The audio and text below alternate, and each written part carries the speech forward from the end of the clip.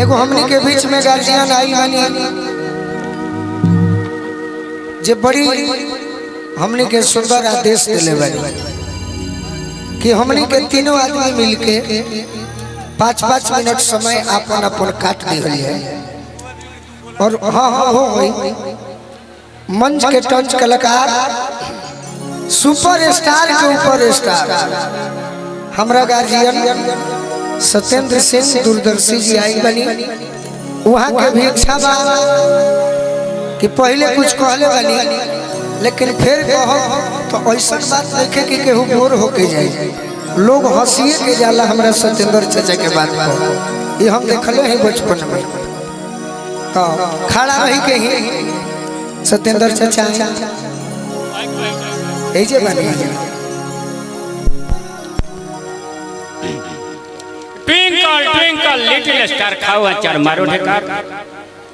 Twinkle twinkle little star खाओ अचार मारो ढेकार। हम हास्य बैंक के बढ़िया पुरस्कृत बिहार सरकार मंच के टंच कलाकार सुपर के ऊपर स्टार कलाकारों के कलाकार जानता है समस्त भोजपुरिया संसार दीवाना है। यूपी और बिहार पब्लिक बिहार से पुकारती है मंच के टंच कलाकार। और अब तो कंपनियों ने लिखना शुरू कर दिया है सुपर के ऊपर स्टार। हॉलीवुड बॉलीवुड बॉलीवुड बॉलीवुड नॉलीवुड मंचलीवुड से बड़े हास्य बैंक के सबसे बड़े सत्येंद्र नाथ सिंह दूरदर्शी आप सभी को हरदी लगा के चंदन करते हैं, हार्दिक अभिनंदन करते हैं। कमाल बा कमाल बा कमाल बा कमाल बा कमाल बा कमाल बा हमरा लगे हर एक माल बा कमाल बा है सब माल बा कमाल बा कमाल बा कमाल बा हमरा लगे हर एक माल बा का कबा कि लोहा बा टीना बा सीसी बा बोतल बा लोहा बा टीना बा सीसी बा बोतल बा कब्जा कड़ाही बा नट बट बाटू बा एटी बा पेटी बा अड़सी बा सरसी बा ताली बजा दो सत्येंद्र दूरदर्शी बा।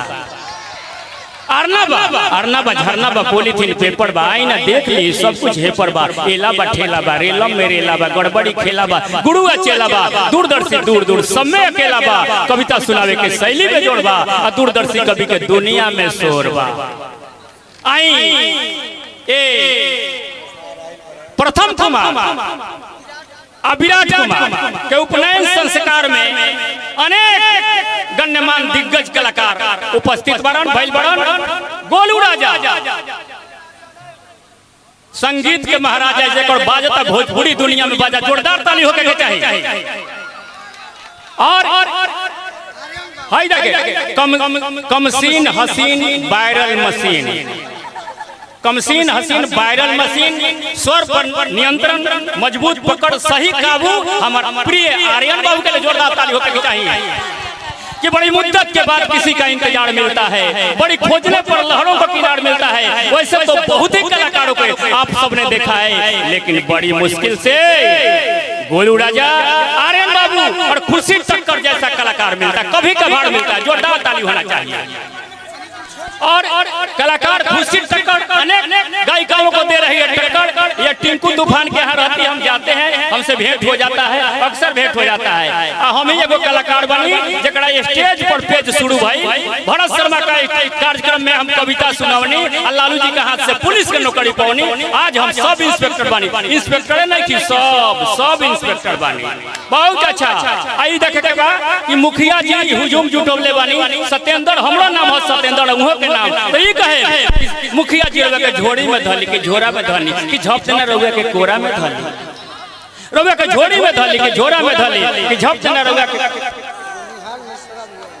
अच्छा हाँ निहाल मिश्रा भी एक और है उनका भी कौन है निहाल मिश्रा जी है बहुत अच्छे गायक हैं वो आ जाए रवा ये कहे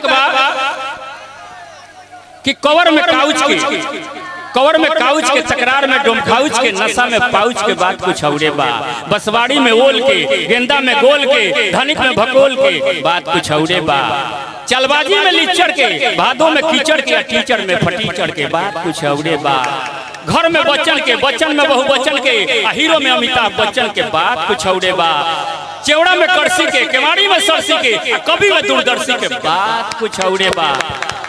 अब ये कहे कि गुले गुलजार हो जाए मौसम बहार हो जाए गुले गुलजार हो जाए मौसम बहार हो जाए, एक बार ताली ऐसा बजाइए कि यहाँ पर मुखिया जी के दरवाजे पर बस्ती काशी और खड़ी तैयार हो जाए।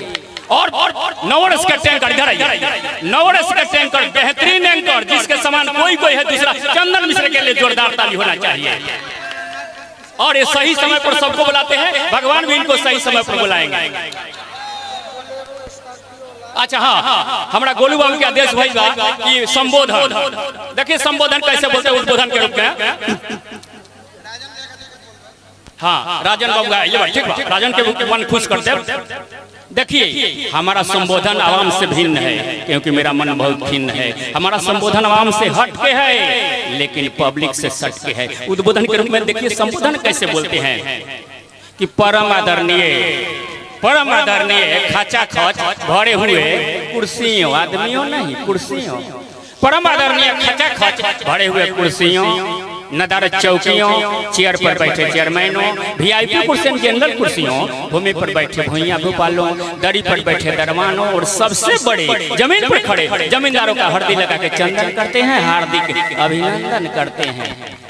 यत्र तत्र शहर में ट्रैफिक की समस्या उत्पन्न कर रही वाहनों, गाड़ी के नाम से कैसे हंसी निकलता है, हंसी कहीं से निकल सकता है, महुआ चला पर हम टॉप आए बाहर कभी जी में कि जत्र तत्र शहर में ट्रैफिक की समस्या उत्पन्न कर रही वाहनों, साइकिलों, मोटरसाइकिलों, टोयोटा नहीं टोयोटा उससे साउंड निकलता है। आर्यन बाबू साइकिलों, मोटरसाइकिलों, टोयोटा, 44, इंडिका, साड़ी फाड़ी सफारी गाड़ी, साड़ी फाड़ी सफारी गाड़ी, बेलूड़ा गाड़ियों, बेलूड़ सवारियों, मार्शल, बेलूड़ा गाड़ियों, बेलूड़ सवारियों, मार्शल नहीं मार्शल इंग्लिश में लिखाएगा तो मार्शाला हो ही जाएगा। गरीब आदमी कहता है कि तुम क्यों चढ़ रहा है, हम नहीं चढ़े मार्शाला। अल्टो, वेगनर, बिक्टा, सोमोदानियों, फाड़ी चूनर, फॉर्च्यूनर, स्कॉर्पियो, सभी को हरदी लगा के चंदन करते हैं, हार्दिक अभिनंदन करते हैं। आजकल हत्ती मुट्ठी सामान सबका के लिए परेशान, इसलिए कहेंगे कि पत्नी एक मोबाइल है और पति उसका सिम कार्ड है। पत्नी एक मोबाइल है, पति उसका सिम कार्ड है। अगर लड़का हुआ तो इनकमिंग, अगर लड़की हुई तो आउटगोइंग, कुछ नहीं हुआ तो मिस कॉल हो गया। यह ऐसा छोटा सा यंत्र है जिसे विवेंद्र के षड्यंत्र रचे जा रहे हैं। गोलू बाबू, अगर मान लीजिए मैडम धनौती में है, हस्बैंड दिल्ली में है, तो 9 बजे रात के बाद जब कॉल फ्री होता है तो लय में प्रलय होकर बातचीत कैसे हो रहा है इसको देखिए। उधर से हस्बैंड महोदय हंस के बैंड बजा रहे हैं, इधर से मैडम डम डम करके बजे, ये नहीं है, वो नहीं है, फलान नहीं है, ठिकान नहीं है।